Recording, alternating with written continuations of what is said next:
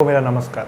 मेरा नाम अंकेश है और हम इस वीडियो में बात करेंगे आज जो विकास दुबे मारा गया यूपी पुलिस द्वारा इनकाउंटर में, जिसे पकड़ा गया था मध्य प्रदेश में, उस इनकाउंटर के बारे में। ना ही सिर्फ उस इनकाउंटर के बारे में हम बात करेंगे बल्कि इनकाउंटर को एक बड़े एस्पेक्ट में हम ये समझने का प्रयास करेंगे इस वीडियो के माध्यम से कि जो इनकाउंटर होता है क्या ये लीगल है, इलीगल है, या इसकी आलोचना जो करते हैं लोग सही है या गलत है। तो इसे हम समझेंगे कि जुडिशरी क्या कहता है, कोर्ट क्या कहता है, न्यायपालिका क्या कहता है और एक्चुअल में क्या ये सही है या गलत है और ये कितनी बड़ी समस्या बन चुकी है हमारे समाज में। तो हम शुरुआत करते हैं इस वीडियो का। पहले हम इनकाउंटर समझते हैं। इनकाउंटर को हम बहुत सरल भाषा में समझने का प्रयास करते हैं दो पॉइंट में। पहला, मान लिया जाए कि कोई इंसान को पकड़ने, कोई क्रिमिनल को पकड़ने कभी पुलिस गई, वो पुलिस को चकमा दे के भाग जाता है, फायरिंग करने लगता है, पुलिस क्रॉस फायरिंग करती है, यानी कि आप पे कोई फायरिंग कर रहा है तो आप अपने बचाव में फायरिंग करते हो और उसमें कोई मारा जाता है। दूसरा, आप किसी को पकड़ के आरोपी को कहीं ले जा रहे हो और आरोपी भागने का प्रयास करता है या किसी तरीके से आप पे हमला करता है या फिर आपको अपने जान की खतरा लगती है तो आप उसे वहाँ पे मार गिराते हो। ये दूसरी बात है। दोनों बात में कॉमन ये है, मैं आपको बताना चाहता हूँ, मैं एक लॉ स्टूडेंट भी हूँ तो उस नज़रिए से मैं आपको समझाने का प्रयास कर रहा हूँ। प्राइवेट डिफेंस कहने का मतलब कि जब खुद के जान पे कोई बात आ जाती है तो हम किसी को मार सकते हैं, यानी कि अगर आप पे कोई अटैक कर रहा है, आपको कोई मारने वाला है तो आप अपने बचाव में आप किसी की जान ले सकते हो। इसकी इजाज़त आपको आईपीसी देता है, भारतीय दंड संहिता में ये लिखा है। तो सवाल ये है कि क्या इस छूट की, इस आज़ादी की, या कहिए कि ये जो लिखा है, प्रोविज़न बनाया गया है आईपीसी के अंदर, इसका मिसयूज़ हो रहा है, दुरुपयोग हो रहा है समाज में। तो इसे हम समझते हैं आगे। देखिए, पहला आपको याद है कि बेंगलोर का एक इनकाउंटर हुआ था जब रेप के 2 या 3 आरोपी थे, उनको मार दिया गया था इनकाउंटर में और फूल बरसाया गया था पुलिस पे, आपको याद होगा। बहुत दिन नहीं हुआ इस इंसिडेंट को।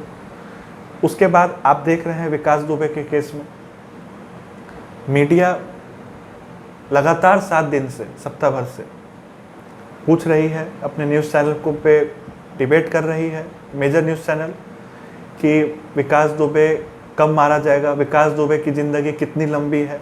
यानी कि हम एक नैरेटिव सेट कर रहे हैं कि ये 7 पुलिस वाले, 8 पुलिस वाले को मार के भागा है और अभी तक जिंदा कैसे है। कहने का मतलब हमने जजमेंट दिया और फिर हमने क्रिटिसाइज करना शुरू किया, यानी कि एक तो इसने मारा और फिर ये जिंदा भी है, क्यों? जैसे बेंगलोर के केस में हुआ था, आपको याद होगा कि एक तो इसने रेप किया इतनी दरिंदगी के साथ और ये जिंदा भी है, इसको तो मार देना चाहिए। एक समाज में ये एक आवाज़ बन गया था। और मैं आपको बताऊं कि सुप्रीम कोर्ट कई सारे केस में गाइडलाइन दे चुका है कि किस तरीके से इलीगल इनकाउंटर को रोका जाए, और जो इनकाउंटर इलीगल है उस केस में पुलिस पे, जो भी पुलिस हैं उस पर कड़ी से कड़ी कार्रवाई हो, सस्पेंड किया जाए। और भी कई सारे स्टेप्स दिए हैं सुप्रीम कोर्ट ने। क्यों उन स्टेप्स को, उन गाइडलाइंस को नेशनल न्यूज़ टेलीविज़न वगैरह जो होते हैं, जो इतने बड़े बड़े रिसर्च करते हैं, डॉक्यूमेंट्स लेके आते हैं, एक एक ग्राफ में चीज़ें को दिखाते हैं, वो क्यों नहीं गाइडलाइंस बताते देश को? क्यों? क्योंकि उनको एक देश में एक माहौल बनाना है इनकाउंटर का, इनकाउंटर राज का। अब आप पूछेंगे कि ठीक है इनकाउंटर किया, लेकिन इसमें गलत क्या है? तो मैं आपको बताता हूँ। मान लिया जाए बेंगलोर में जो आरोपी थे उनको पुलिस ने मार गिराया, ठीक है, हम लोग सब जय जयकार करने लगे पुलिस की।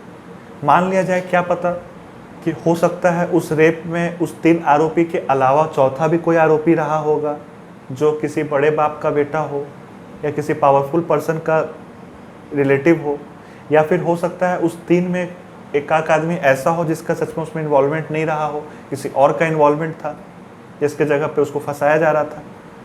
तो ये सारी बातें तो तब आती ना सामने जब ट्रायल होता है, जब कोर्ट हम जाते, मामला कोर्ट जाता है, एविडेंस कलेक्ट किया जाता, गवाहों को सुनी जाती, इन्वेस्टिगेशन किया जाता। लेकिन बिना इन्वेस्टिगेशन, बिना इंक्वायरी, बिना सवाल जवाब के किसी को मार दिया गया। तो आप देखिए यहाँ पे किस तरीके से जस्टिस हमको लगता है कि हमें इंस्टेंट मिल रहा है, बट मिल नहीं रहा होता है। ये एक इल्यूज़न है। हमें लग रहा होता है कि चलो कोर्ट कचहरी का मामला चलता 10 साल, यहाँ पे 10 मिनट में इसने मार दिया, लेकिन हमें गलत लग रहा है। आप समझिए, ये एक इनसिक्योरिटी है। हर किसी के मन में, समाज में इनसिक्योरिटी का भावना आने वाला है आने वाले समय में। इससे मैं आपको आगाह कराना चाहता हूँ। आप पूछिए कैसे, तो मैं बताता हूँ।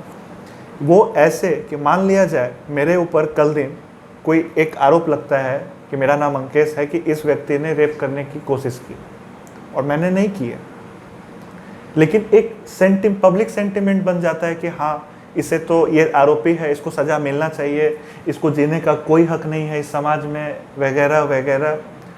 और मुझे भी लगने लगता है कि देखो यार, अब तो बचना बहुत मुश्किल है, अब तो शायद ना ही बचूं मैं। क्यों? क्योंकि मुझे मालूम है, मैं कोर्ट जाऊंगा, न्यायपालिका के पास जाऊंगा, वहाँ पे ट्रायल मेरा होगा, वहाँ मुझे मौका मिलेगा अपने बचाव में कुछ कहने का, कुछ साबित करने का, तो मैं बच सकता हूँ ना। अगर मुझे मालूम है देश में एक माहौल है, सबको लग रहा है कि मैं ही गलत हूँ, तो यहाँ पे लोग अब बचना मुश्किल है, लोग मार ही देंगे कैसे ना कैसे। ये तो इनसिक्योरिटी का भावना है। कहाँ है लॉ एंड ऑर्डर इसमें? मैंने आपको बताया था, आपको लगता ज़रूर है कि इंस्टेंट जस्टिस मिल रहा है, लेकिन मिलता नहीं है। और हमारे CGI ने, जो सुप्रीम कोर्ट के CGI है, उन्होंने कहा भी था बेंगलोर इंसिडेंट के बाद कि instant justice is not a solution. ये कोई 2 मिनट का पॉपकॉर्न नहीं है कि हमने कुकर में डाला और पॉपकॉर्न 2 मिनट में तैयार। आप कैसे बताओगे कोई आरोपी है? कोई आरोपी ही उस क्राइम को किया। आरोपी मतलब होता क्या है कि मेयर सस्पिशन है कि उसने किया होगा, साबित नहीं हुआ है, साक्ष्य है लेकिन साबित करना बाकी है। हो सकता है साबित करने जब मैं जाऊं तो उसमें कई चीज़ें और सामने निकल के आ जाए, जैसे कि अभी ये जिसको विकास दुबे को मारा गया, हो सकता है कि इसके साथ और लोग जुड़े हों, हो सकता है कि इसके साथ और भी लोग शामिल हो जिसने पुलिस वाले को मारने में इसकी मदद की। अब हम उन तक कैसे पहुंचेंगे, आप बताइए? या क्या पता, हो सकता है कि कुछ लोग का पॉलिटिकल इन्वॉल्वमेंट रहा हो इसमें। तो सवाल तो कई सारे हैं, लेकिन मैं आपको ये बताना चाहता हूँ कि न्यायपालिका से भरोसा उठाना हमारे लिए एक सॉल्यूशन नहीं है।